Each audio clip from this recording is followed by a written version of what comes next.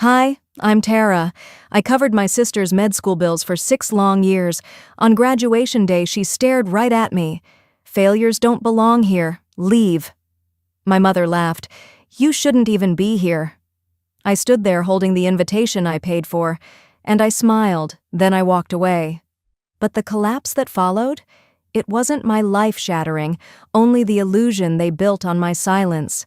Before we dive in, what time is it where you're listening, and from which city? Drop a comment. I read every single one. Let's begin. The parking lot smelled like wet asphalt and powdered sugar from food trucks setting up for the reception. I sat in my dent-scratched Prius and counted the contents of the gift bag one last time. A monogrammed stethoscope charm, a handwritten note I'd rewritten 3 times, and a pair of pale silver heels I planned to change into after the ceremony. 7 tax seasons, 3 side jobs, and 1 herniated disc had paid for those heels, and every textbook, lab fee, and malpractice prep course that followed. I exhaled a cloud of breath no May morning in Minnesota should have held, then stepped out, smoothed my inexpensive dress, and walked toward Roy Wilkins Auditorium. Inside the glass atrium, a volunteer in a red jacket smiled without lifting her eyes. She handed me a glossy badge that read, Marla Van, then waved me through. Wrong name, right dismissal. Before I could ask, my mother's voice cut across the marble. Tara, over here. She wore a jade pantsuit and waved as though we'd spoken daily, which we hadn't in months. In her other hand dangled a hanger holding a sage-green cocktail dress. Put this on, she whispered, thrusting it against my chest. Yours screams discount rack. The restroom smelled of hairspray and nerves. A student 2 stalls over sobbed into her phone about step scores. Under the divider, I noticed scuffed sneakers poking toward me, their rubber toes mirroring my cheap flats. I swapped dresses, folded my own into my tote, and caught my reflection. The green dress fit technically. On me, it looked like a borrowed costume. I pressed my palms on the counter until I felt bone, reminding myself why I was here. For Darlie, my big sister, the one the family actually introduced to people. An usher scanned my badge, Marla's badge, and pointed at a folding chair behind the orchestra pit. The front rows, upholstered and ribbon-tied, held my mother, Darlie's fiancé, and relatives who hadn't returned my calls since Dad's funeral. From my seat, I saw only the tops of mortarboards and the glare of stage lights. Linen-clad legs stretched over the rail ahead, designer heels lined up like trophies. I tucked my own flats under the chair and willed the itch of the borrowed dress to disappear. The procession began.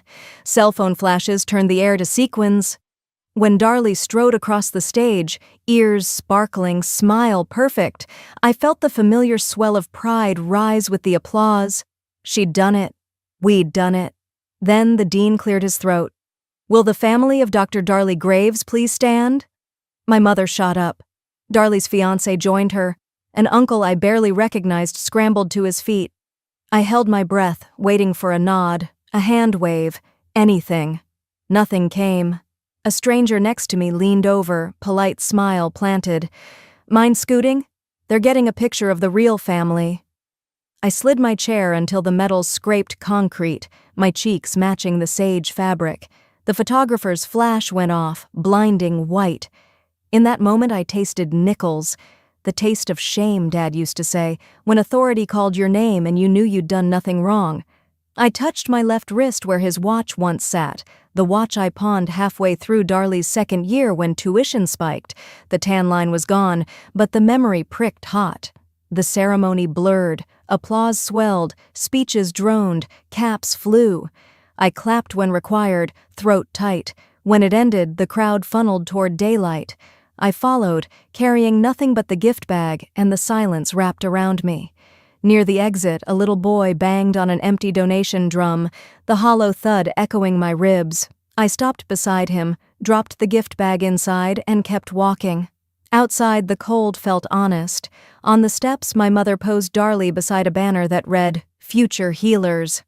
I considered waiting for a chance to slip into the frame. Then I remembered the photographer's words. They already had their picture. A decision settled in like steel cooling. I would remember today, But not the way they expected. I wouldn't beg to belong. I would make sure the bill landed where it should. I didn't know it yet, but the fastest way to make a surgeon bleed is to show them the bill. I left the auditorium before anyone noticed the gift bag was gone and circled the building, following the signs for the reception garden. Late spring sun had burned off the chill, but I still hugged the pastry box to my ribs as if warmth could seep through cardboard. Inside sat a red velvet sheet cake iced with "Congratulations, Dr. Graves," piped and paid for by the sister who had apparently failed upward. A white lattice arch framed the terrace where tables overflowed with shrimp skewers and sparkling cider. A banner read, "Future Doctors," the same slogan from the ceremony, only now it flapped above photo booths shaped like prescription bottles. I searched the welcome board for my name. Someone had printed Tara Graves in bubble letters, then scratched a crooked line through it and written "Reserved" in Sharpie. The ink bled into the paper like a slow bruise. Carol stood near the mimosa station, laughing with Darley's soon-to-be in-laws, each of them holding a flute clinking with fruit. She wore the jade pantsuit like armor, shoulders squared, hair unmoved by the breeze. I lifted the cake shoulder height, hoping the gesture would get her attention. Instead, she adjusted her pearl necklace and said to the group, "That is the kind of daughter you want to raise. Knows her worth. Never settles." I stepped forward. "Mom." Her smile dimmed the way lights do before a power outage. "Tara, you made it." Then, without lowering her voice, she asked, "Did you bring plates? We only ordered enough for the guests." "I brought the cake," I answered, setting it carefully on a side table. Darley's fiancé, Carter, offered a polite nod.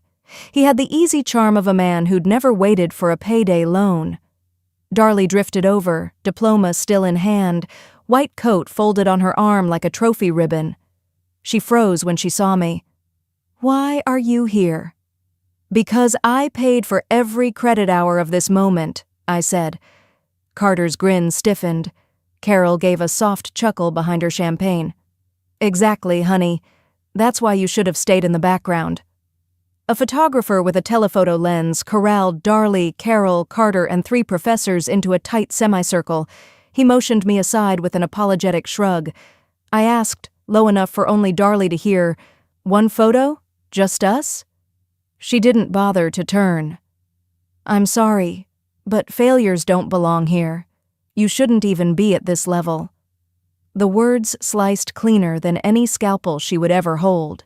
I steadied myself, smoothed the sage fabric that still itched, and backed away. The camera shutter clicked, a staccato applause I wasn't invited to receive. I placed the uncut cake on the buffet next to untouched hors d'oeuvres, wiped frosting from my fingers, and left without another word. In the parking garage, my silver heels lasted 3 steps before the straps bit my ankles. I slipped them off, tossed them onto the passenger seat, and drove barefoot. The steering wheel was hot, but the silence inside the car burned hotter. Stoplights blurred into one long memory. The night shift at the accounting firm, filling out 1099 forms until dawn. Lunches eaten on city buses between temp gigs. Microwaving canned soup in a clinic break room while medical students complained about workload. Those memories once felt noble. Now they only felt heavy. On the freeway, I opened all 4 windows, letting wind thrash the sage dress against my knees. Somewhere behind me, balloons popped as families celebrated futures already paid for. Ahead lay nothing but asphalt, exit signs, and the first uncluttered breath I'd taken in years. I realized somewhere between mile markers that the emptiness wasn't loss. It was space, room I'd never had because I'd filled it with everyone else's bills. By the time I reached my apartment lot, the sun hovered low, painting the building in copper streaks. I cut the engine, stared at my bare feet on the brake pedal, and understood. This wasn't the collapse of a relationship. It was my emancipation from an unpaid job description. Invisible provider, position terminated. Tomorrow there would be invoices to sort, calls to return, maybe a loan officer demanding answers I didn't owe. But tonight, I was simply the woman who finally stepped out of the background and watched the spotlight swing elsewhere. I thought I was walking away from a cruel family, but I was actually walking straight into the trap they'd set years ago. The dashboard clock blinked 6:42 when I turned into my complex orange light pooling in the potholes out front.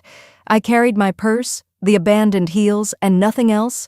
No flowers, no diploma photo, up 2 flights of chipped concrete.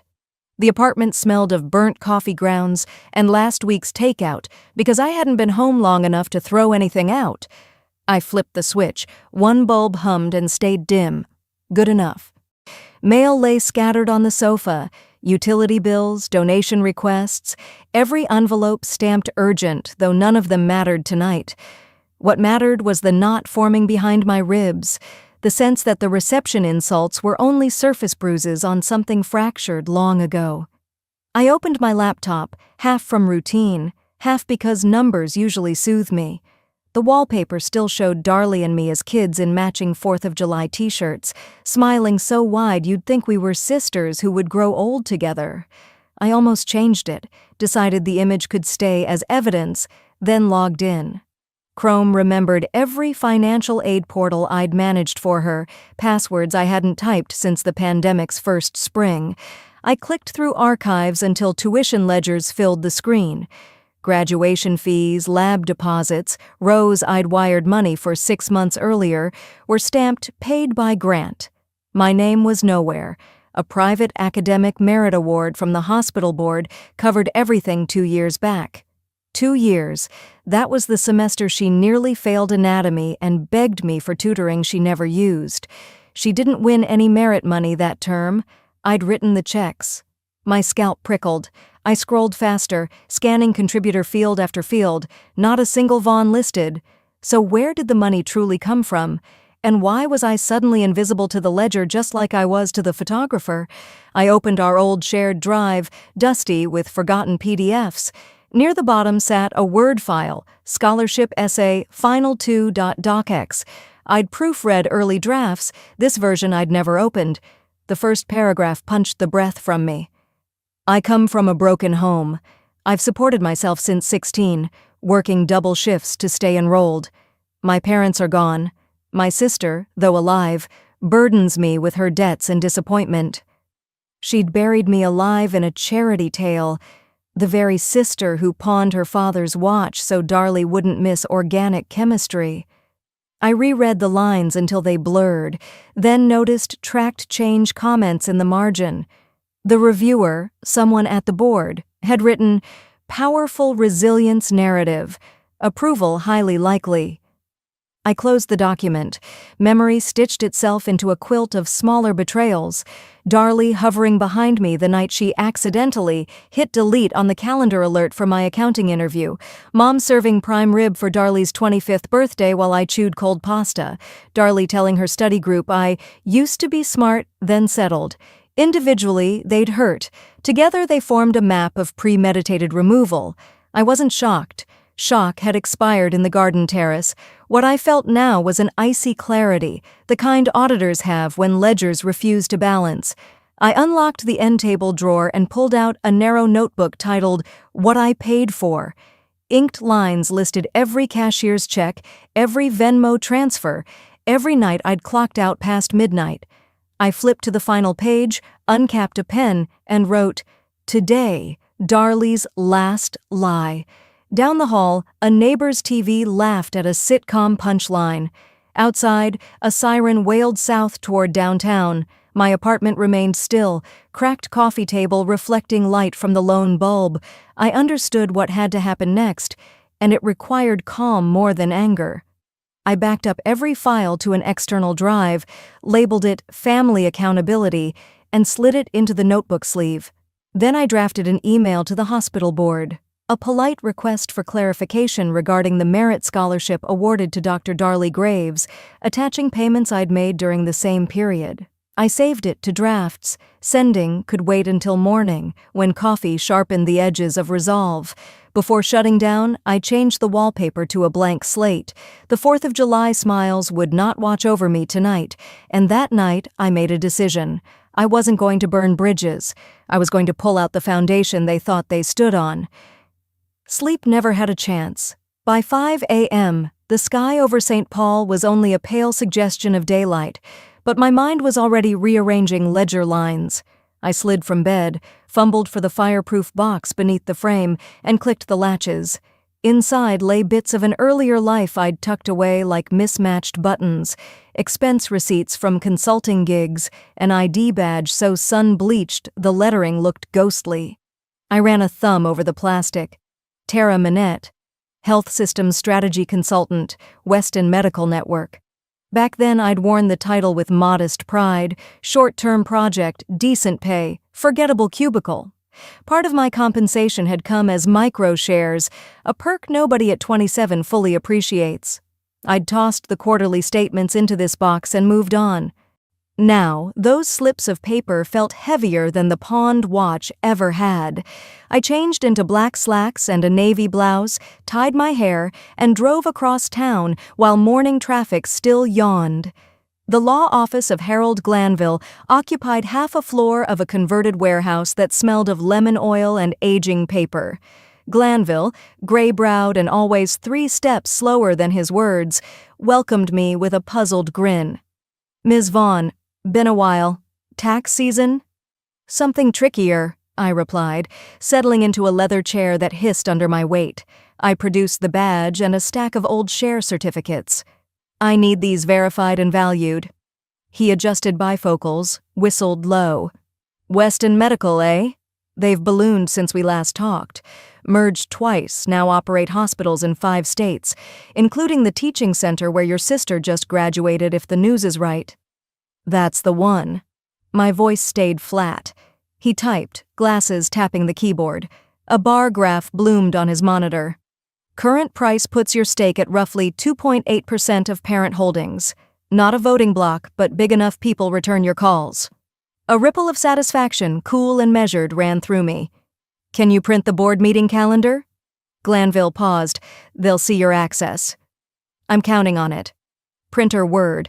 While he stapled pages, I opened the scholarship board's donor list on my phone.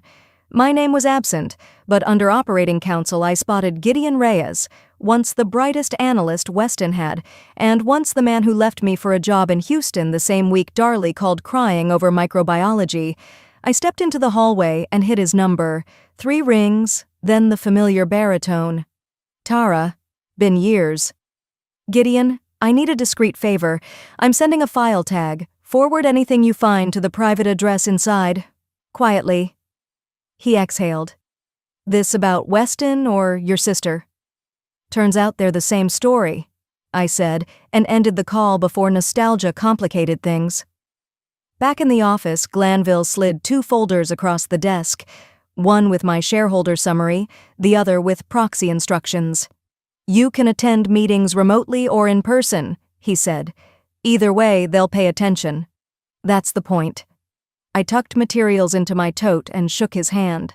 The clock behind him chimed 8, still early enough for the board's central switchboard to notice a new login among their investors. By late afternoon, a notification pinged on my phone. "Scholarship review. Status. Initiated." The requesting party listed only as TM. I imagined Darley checking her email between celebratory rounds, seeing those letters float like a storm cloud over her curated sky. She would know the initials. She'd probably pace, maybe blame a clerk. Eventually, though, she'd feel the floor shift, uncertain if the ground below was solid or borrowed. That evening, I brewed tea and sat by the window, city lights blinking on one by one.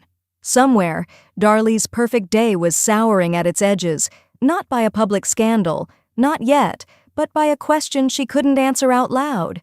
Who really owns the stage I'm standing on? I held the warm mug, not triumphant, simply certain. Rewriting a story begins with fact-checking the footnotes, and I had just underlined the first, ownership. I wasn't out to ruin her, not yet. I just wanted her to feel what it's like when someone rewrites your story without your permission. The anonymous alert had gone out. Quiet ripples were moving beneath the surface. I promised myself patience. Let the water grow unsettled before throwing stones. 2 days later, the mailroom delivered an ivory envelope thicker than the others.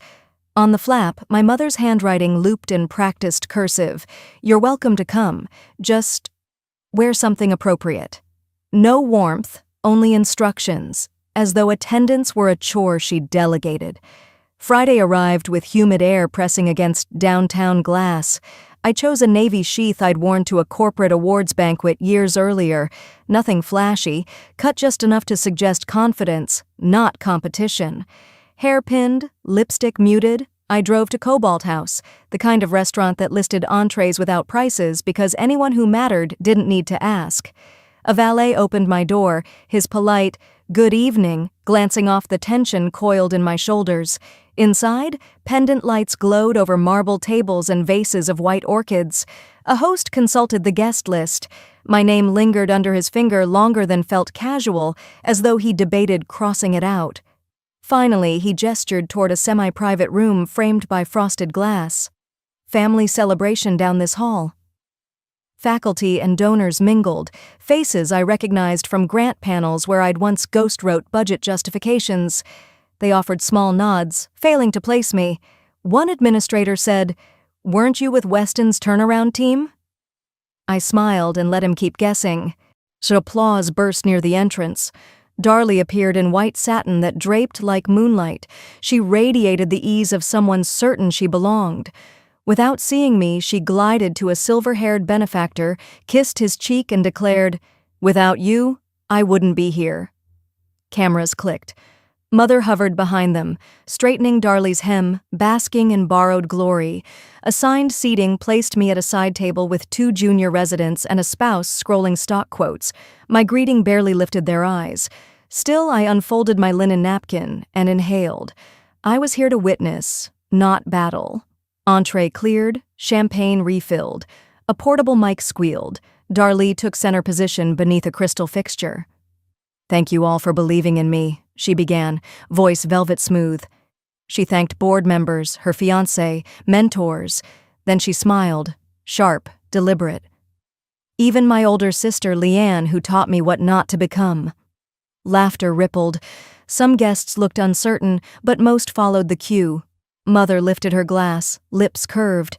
My heartbeat stayed steady, only my fingers tightened, nails pressing half-moons into my napkin. Darlie continued, drawing out each syllable. "Real love doesn't keep score. It gives and gives to those who are worthy." The line landed like a slap wrapped in silk. I recognized the technique, demean while preaching virtue, so any protest sounds petty. The junior resident beside me whispered, "Savage." I set down my water without comment, found my clutch, and stood. No one stopped me. Near the exit, a small table held cards and wrapped gifts. I placed my envelope among them. Inside, a vintage pendant our grandmother had promised would pass to the granddaughter who showed the most grace. I'd kept it safe for years. Maybe letting it go here was a final audit entry. In the hallway mirror, the navy dress looked darker, as if soaking up the room's excess light. I studied my reflection, not the sag of fatigue or the pinch of disappointment, but the steadiness in my eyes. I'd once thought endurance was virtue. Now I saw it could be groundwork. I walked past the valet, declined his umbrella offer, and let the warm drizzle dot my hair. Somewhere behind the glass, a toast rang out, muffled by rain and distance. I slipped off my heels, carried them to the car, and placed them beside the empty cake box I still hadn't thrown away. Old symbols lose meaning when the ledger finally balances. I'd taught her to walk, to speak, to apply for school, and now she taught the room how to erase me. It was time I reminded her who she learned all that from.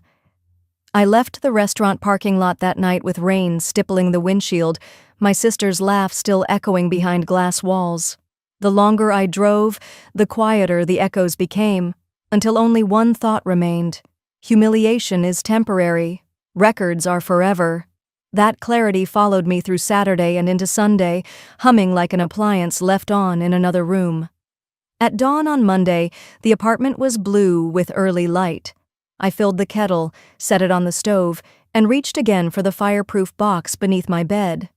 Inside waited 7 years of paper, wire transfers, cashier's checks, and pink tuition receipts stamped paid, always by me, never by the phantom benefactor listed at commencement. I spread them across the kitchen table so every dollar looked me in the eye. There was also the interest statement I'd covered when Darlie's auto pay bounced during her 3rd year. I remembered the phone call. "It's only 200, Tara. I'll pay you back at Christmas." She never mentioned it again. I slipped that statement on top. The kettle whistled. I poured a mug, opened my laptop, and drafted the letter in plain language. "I am writing to correct the record regarding Dr. Darley L. Graves. I acted as her sole financial sponsor from August 2020 to May 2024. Documentation attached. Please update public and internal acknowledgments accordingly. No adjectives. No plea. Truth needs no decoration." I scanned each receipt, attached the files, then sat motionless, cursor hovering over send. A breeze rattled the half-open window, carrying the scent of damp lilac. Dad used to say, "A fact is like spring wind. Might chill you, but it clears the air." I clicked. The whoosh of outgoing mail sounded like a door unlocking. For the next 2 weeks, life continued in small domestic beats. Spreadsheets at work, loading the dishwasher at night, jogging the river path at dawn. But a pulse of anticipation throbbed beneath it all. When the envelope from the medical board finally arrived, white, official, thin, I slit it open with a steak knife. "We appreciate your clarification. The online registry has been corrected. A revised plaque will be installed next semester." 4 sentences. That was all it took to shift a spotlight inch by inch. The phone rang after sunset. Mom's number.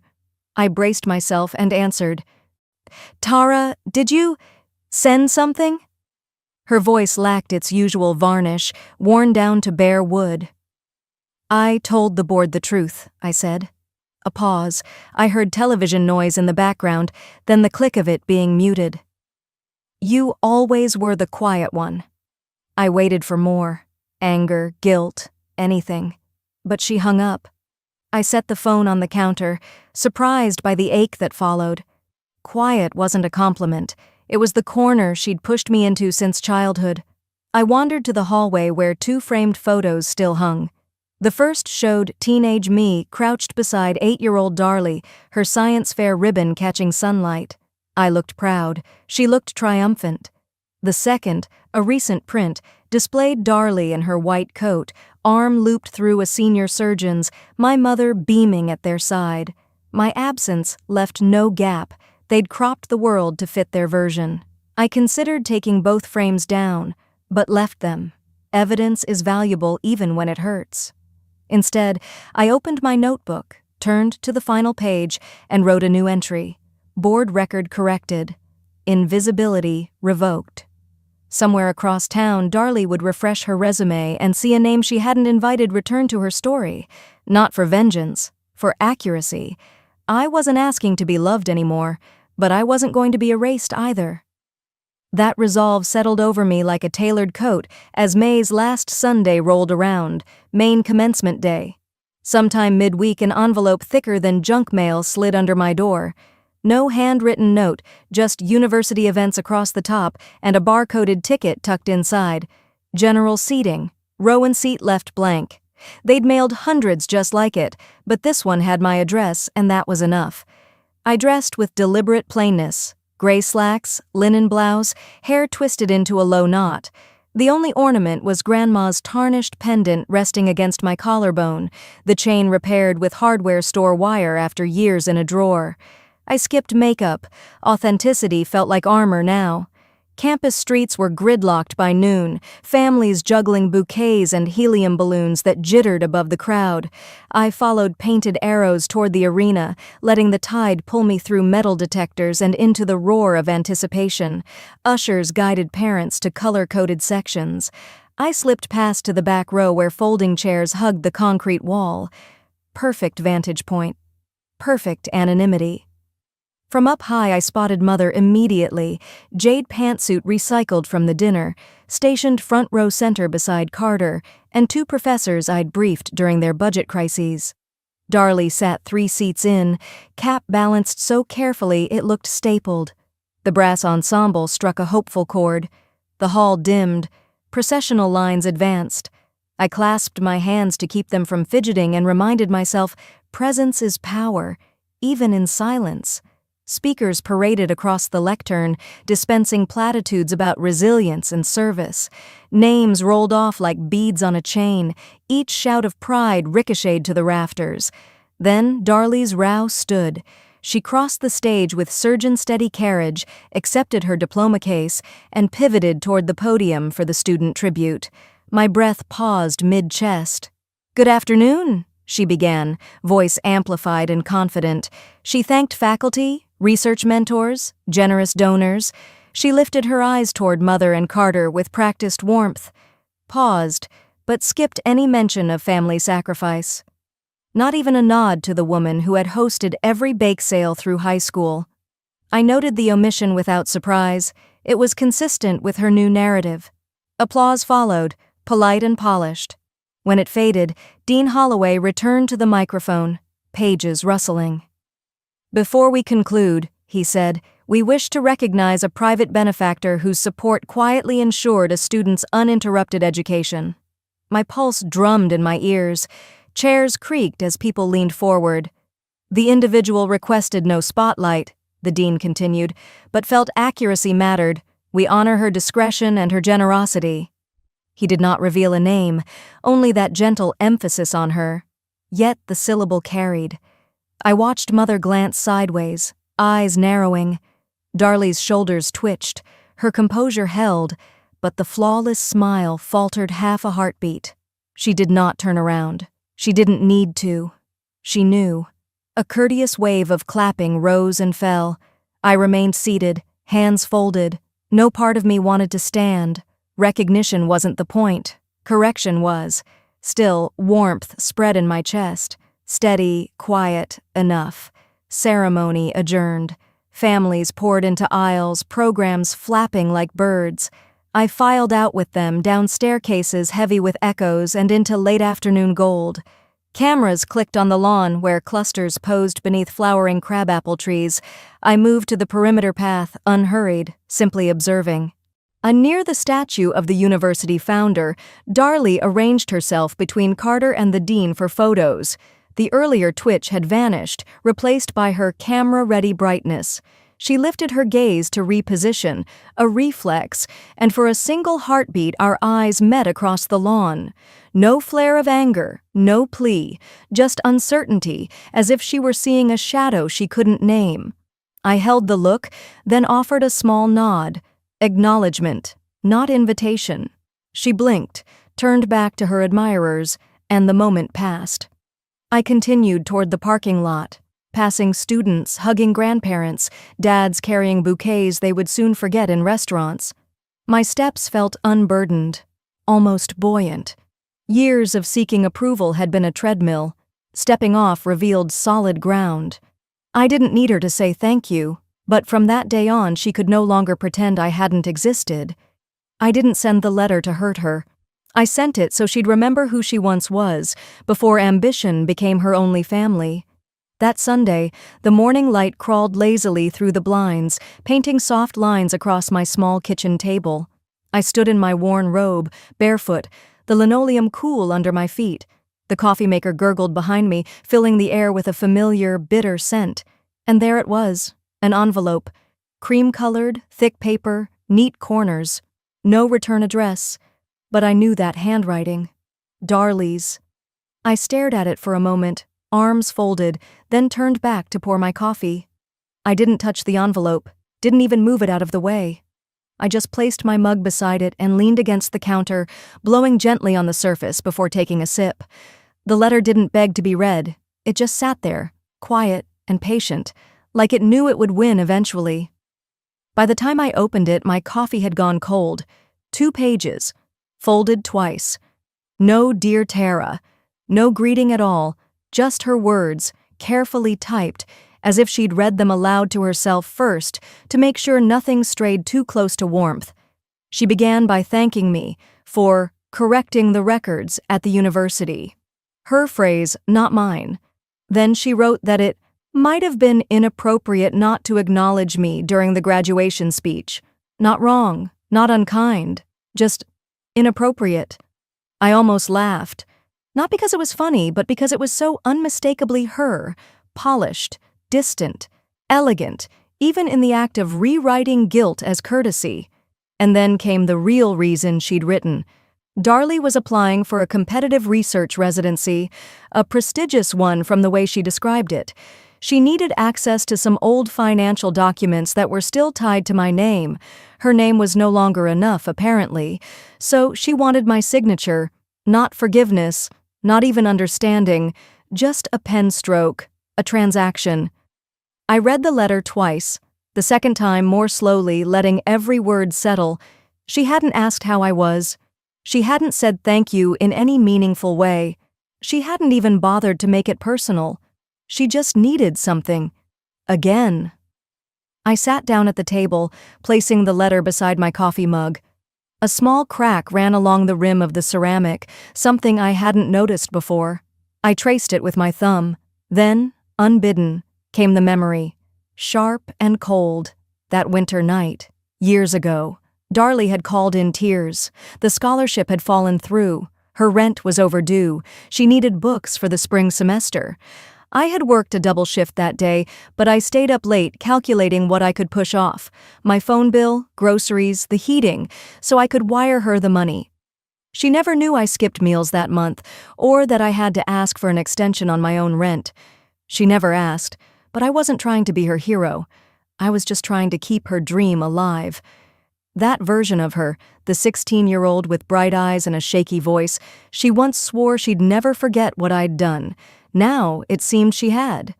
I pulled a blank envelope from my drawer, along with the form she needed.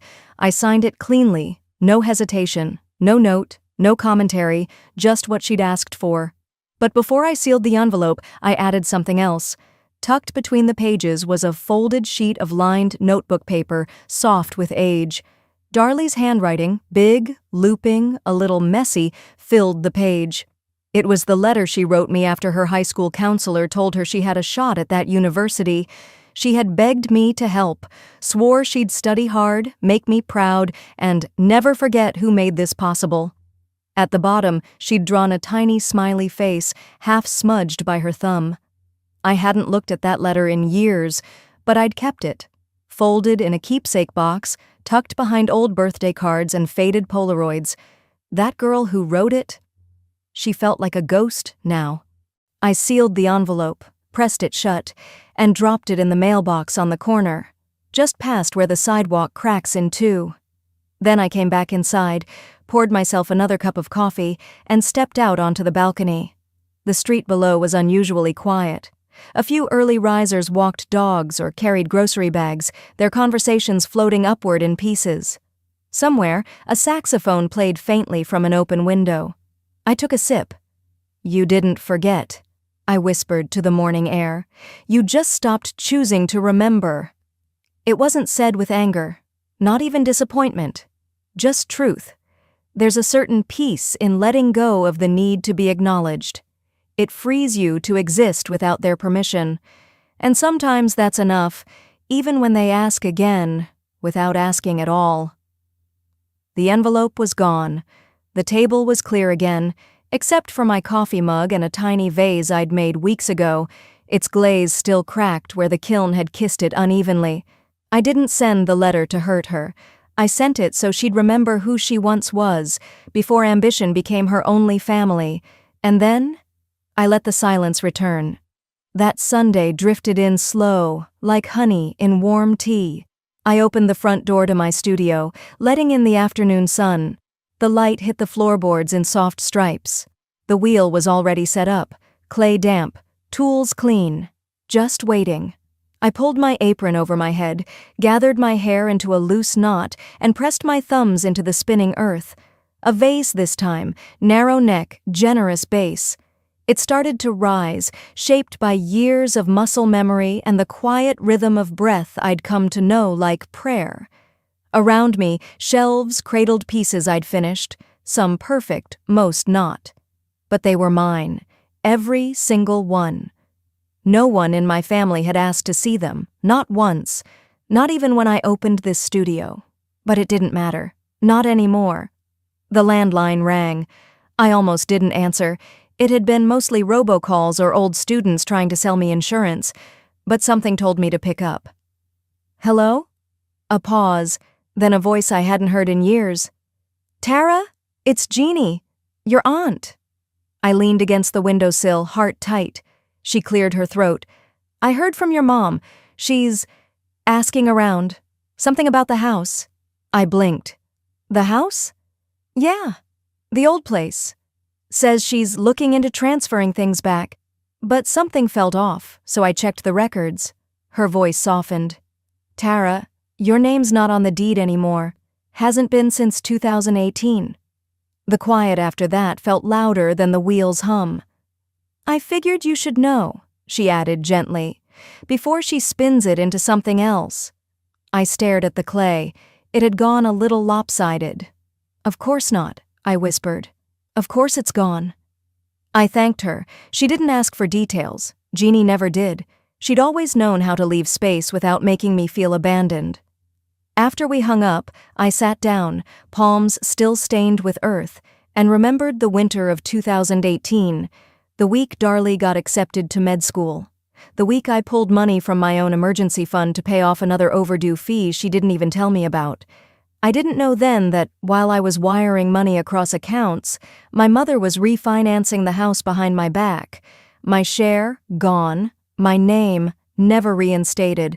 Just like that. It wasn't an accident. It was intentional. They needed my money, not me. And when the money ran out, so did their warmth, just like someone closing a door that had never truly been open. Late afternoon turned the studio golden. The shadows stretched longer. I trimmed the vase and placed it on the drying shelf, wiping my hands on the apron as a knock echoed at the door. I froze for a moment. No one ever came here without calling first. Another knock, this one quieter. I opened the door slowly. It wasn't Darlie. A composed, older woman stood there, her gray hair neatly pulled back, wearing a simple blue coat and holding a leather satchel. Her face was unfamiliar, but kind. "Hi," she said, her voice smooth. "I hope this isn't a bad time. I'm Dr. Meacham. I was Darlie's mentor during her med school rotations." I stepped aside instinctively. "Come in." She glanced around the studio with a quiet reverence. "This place, it feels peaceful." I offered her a chair, and she sat, hands folded neatly in her lap. "I didn't come on Darlie's behalf," she began. "She doesn't know I'm here. I wanted to meet the woman who raised a doctor." I gave a small, dry laugh. "I didn't raise her." She looked at me gently. "Maybe not in the traditional sense, but she wrote about you in her admissions essay." That caught me off guard. "She said you were the reason she knew how to keep going, that you taught her what resilience really meant." I didn't cry. I didn't even blink.